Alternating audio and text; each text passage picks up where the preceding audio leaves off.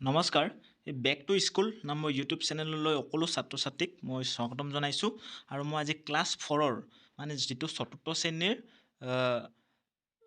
পৰিৱেশৰ এই lesson number 4 যিটো আক পাচলিৰ বাগিচা এই লেসনটোৰ সকলো প্ৰশ্ন উত্তৰ মই আজি সকলো ল'ৰা ছোৱালীক মানে সকলো ক্লাছ 4 ষ্টুডেণ্টৰ সকলো ষ্টুডেণ্টক মই এই প্ৰশ্ন উত্তৰখিনি মই সমাধান কৰিম বুলি ভিডিঅ'টো আমি আগবঢ়াইছোঁ। গতিকে আমি প্ৰথমে প্ৰশ্নলৈ যাম।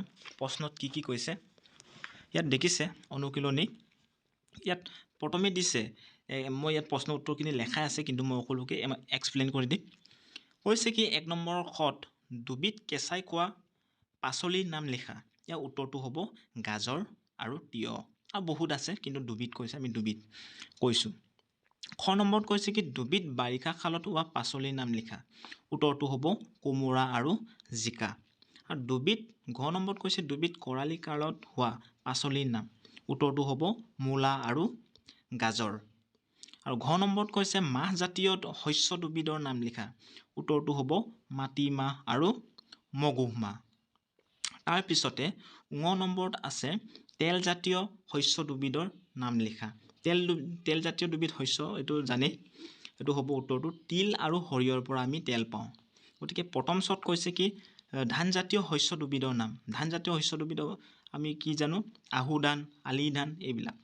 আৰু দ্বিতীয়ত আছে কি মছলাজাতীয় দুবিধ শস্যৰ নাম। মছলাজাতীয় দুবিধ শস্যৰ নাম কি জানো আমি আদা, নহৰু এইবিলাক।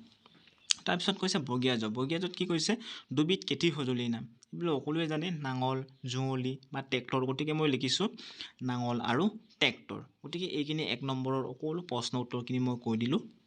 এতিয়া 2 নম্বৰত কৈছে শুদ্ধ নে অশুদ্ধ এইখিনি আমি ক'ব লাগে। এতিয়া প্ৰথমে খেতি কৰিবলৈ প্ৰথমে মাটিডৰা ভালকৈ চহাব লাগে, এইটো আমি জানো, এইটো শুদ্ধ। এতিয়া ঘেঁহু অসমৰ প্ৰধান শস্য, এইটো অশুদ্ধ, কাৰণ ঘেঁহু অসমৰ প্ৰধান শস্য নহয়। প্ৰধান শস্য কি হ'ব অসমৰ, এইটো হৈছে ধান। তাৰপিছত কৈছে ঘ নম্বৰত সৰিয়হ এবিধ মাহজাতীয় শস্য। এইটো কি হ'ব অশুদ্ধ, সৰিয়হ মাহজাতীয় শস্য নহয়। তাৰপিছত এইটো সৰিয়হটো তেলজাতীয় শস্যহে হ'ব। গতিকে তাৰ তলত আছে আজিকালি মাটি চহ কৰিবলৈ ট্ৰেক্টৰ ব্যৱহাৰ কৰা হয়। এইটো শুদ্ধ হয়, আমি ট্ৰেক্টৰ ব্যৱহাৰ কৰোঁ। তাৰপিছত ঙ নম্বৰত কৈছে কি খেতি বাতি কৰিবলৈ বহু লোক জীৱিকা নিৰ্বাহ কৰে। এইটো শুদ্ধ উত্তৰ।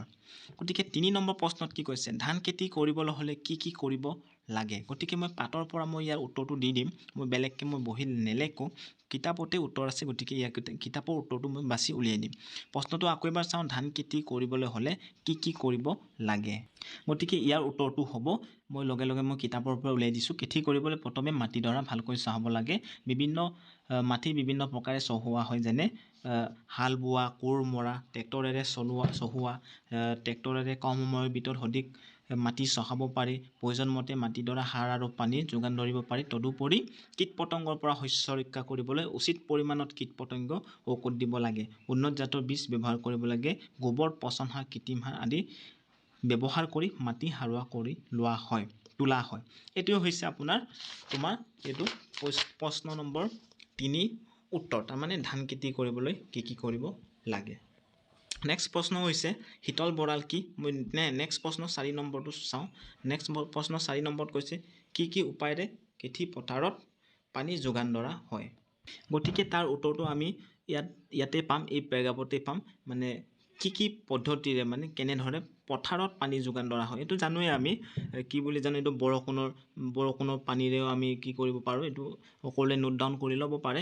গতিকে বাৰিষা কালত বৰষুণৰ ওপৰত শস্য খেতি কৰা হয়। তাৰপিছতে এইটো লিখিব পাৰে খেতিত কৃত্ৰিমভাৱে মানে মানুহবিলাকে কৃত্ৰিম মানে হৈছে নিজে বনোৱা, কৃত্ৰিমভাৱে পানীত যোগান ধৰা হয়, যেনে ডিজেল চালিত পাম্পৰ সহায়ত, নৈ, পুখুৰী আৰু নলী নাদৰ পৰা পানী নি খেতি পথাৰত যোগান ধৰা হয়।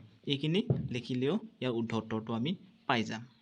নেক্সট প্ৰশ্ন কি হ'ব, শীতল ভঁৰাল কি সুধিছে আৰু শীতল ভঁৰালত কি খাদ্য বস্তু ৰখা হয়।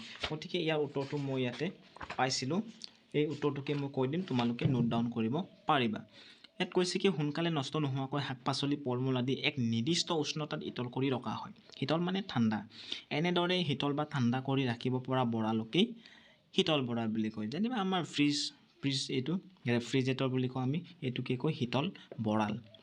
এইটো হ'ব ইয়াৰ উত্তৰটো তাৰপিছত কৃষিজাত শস্য যেনে ধান মাছ চাহপাত আদি বিশেষভাৱে নিৰ্মাণ কৰা পণ্যগাৰত ৰখা হয় এই পণ্যগাৰসমূহ শস্যবোৰ বহুদিন ভালে থাকিবৰ বাবে নিৰ্দিষ্ট উষ্ণতাত মানে গৰম বা ঠাণ্ডা তেনেকৈ উষ্ণতা বুলি ক'লে অকণমান গৰম বুজাব এই উষ্ণতাত কি হয় ৰখা হয় গতিকে ইয়াৰ উত্তৰটো এইটো শীতল ভঁৰাল আৰু শীতল ভঁৰালৰ পৰা কি কৈছিলে প্ৰশ্নটো কি খাদ্যবস্তু ৰখা হয় এনেকুৱা বিভিন্ন ধৰণৰ বস্তু খোৱা বস্তু এইবিলাক আমি ৰাখিব পৰা যায় গতিকে এইটো হ'ব শাক পাচলিৰ বাগিচা এইটো লেচন নম্বৰ 4 এইটো প্ৰশ্ন সকলো উত্তৰখিনি মই দি দিলোঁ গতিকে সকলোৱে যাতে যেন এই নতুন চেনেল এটা খুলিছোঁ বেক টু স্কুল সকলোৱে ইয়াত পঢ়োঁ আৰু সকলোৱে জ্ঞান লাভ কৰোঁ গতিকে এই চেনেলটো সকলোৱে শ্বেয়াৰ কৰিব ছাবস্ক্ৰাইব কৰিব ইয়াত বিভিন্ন ধৰণৰ অসমীয়া ইংৰাজী গণিত এনেকুৱা ধৰণৰ সকলোবিলাক আমি প্ৰশ্নটো আমি ডিছকাছ কৰিম নেক্সট লেচন আমি যাম স্বাস্থ্য আৰু সুৰক্ষা এই স্বাস্থ্য আৰু সুৰক্ষাটো মই নেক্সট এটা ভিডিঅ'ত মই আকৌ লৈ আনিম গতিকে এই ভিডিঅ'টো মই আজি সিমানতে শেষ কৰিছোঁ গতিকে সকলোৱে যেন ছাবস্ক্ৰাইব কৰে থেংক ইউ